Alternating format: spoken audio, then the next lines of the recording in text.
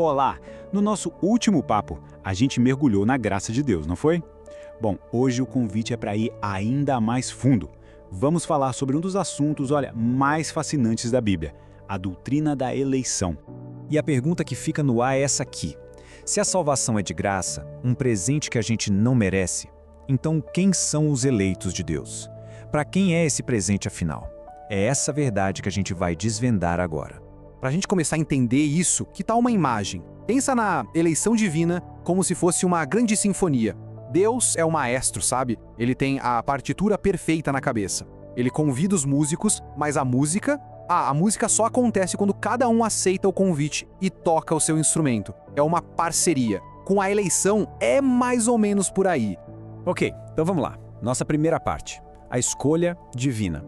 Para a gente construir um raciocínio firme, a primeira coisa é entender o que a Bíblia quer dizer quando fala de escolha, de eleição. Olha que interessante, a palavra original lá no grego é eklegomai, é daí que vem eleição, e significa basicamente escolher, selecionar.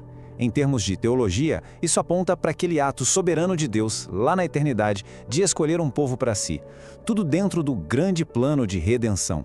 E Efésios capítulo 1, versículo 4, é a chave de tudo. Presta atenção nos detalhes. Nos elegeu nele antes da fundação do mundo. Uau! Isso fala muito sobre o plano e a soberania de Deus. Mas o ponto central mesmo é, fomos eleitos nele, quer dizer, em Cristo. E é exatamente isso que a gente precisa entender agora. E cá estamos no coração do entendimento pentecostal sobre a eleição, ser eleito em Cristo. Não se trata de uma escolha aleatória de pessoas de jeito nenhum. É uma escolha que tem um centro, um foco, a pessoa de Jesus. Mas como isso funciona na prática? É mais simples do que parece. Pensa comigo passo a passo. Primeiro, Jesus é o eleito, a pedra fundamental de todo o plano. Segundo, nós, pela fé e pelo arrependimento, nos unimos a Ele. E terceiro, a consequência lógica, ao estarmos unidos a Ele, nos tornamos eleitos nele. Viu só? Nossa eleição não é algo isolado, ela está totalmente ligada à nossa união com Cristo. Isso nos leva a um ponto fundamental. A eleição é corporativa, é sobre um grupo. Deus não ficou apontando o dedo para indivíduos dizendo, você sim, você não. Não, Ele elegeu um povo, um corpo, que é a igreja. É bem parecido com o que Ele fez lá no Antigo Testamento, quando escolheu a nação de Israel, sabe? Agora, no Novo Testamento, Ele escolhe a igreja, esse corpo formado por todo mundo que crê em Jesus. Ok, agora a gente entra numa parte que, vamos ser honestos, às vezes dá um nó na cabeça. Presciência, não fatalismo. É super importante a gente separar as coisas aqui.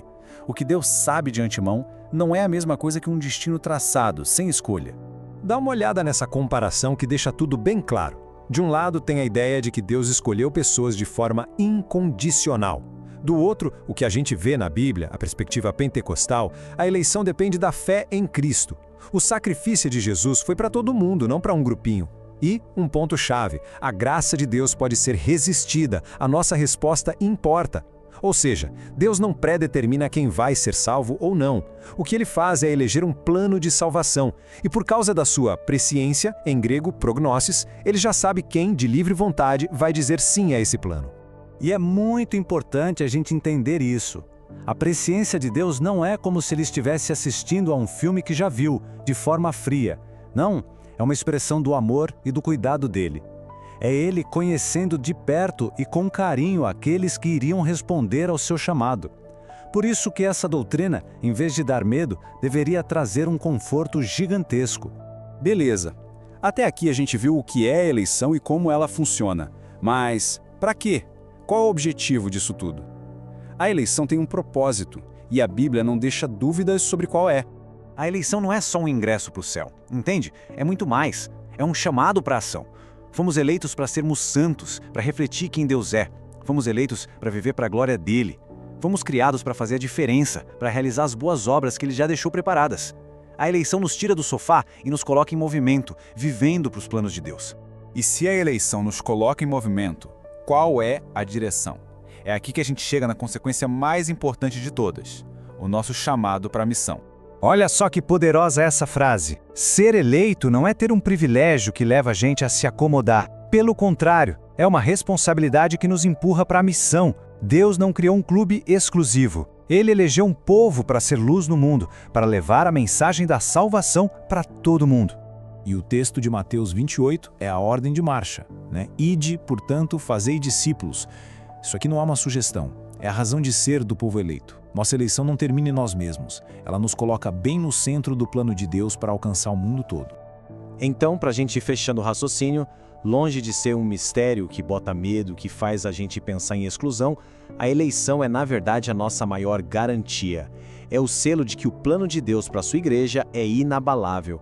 É a certeza de que Ele está no controle e o projeto dele não vai falhar. É ou não é uma doutrina que traz paz e segurança para o coração? E para terminar, fica essa pergunta para a gente refletir. Sabendo de tudo isso, que fomos escolhidos em Cristo para um propósito tão grande, como é que isso muda a nossa segunda-feira? Como um povo eleito, o que estamos fazendo, na prática, para viver à altura desse chamado?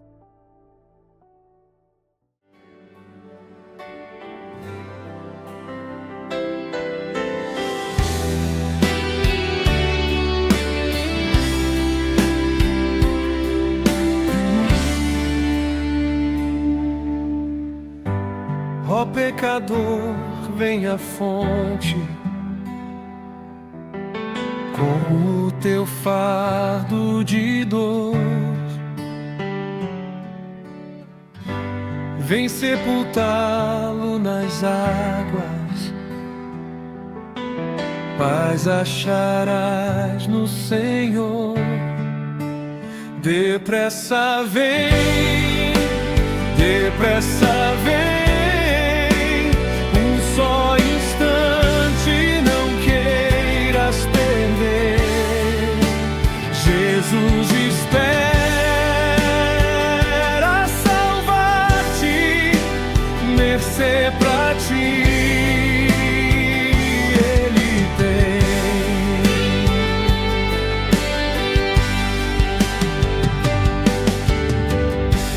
Como estás? Vem à fonte. Jesus esperando está, e tua alma manchada, alva e pura será. Depressa vem, depressa vem, um só instante não queiras perder. Jesus espera salvar-te, mercê pra ti Ele tem.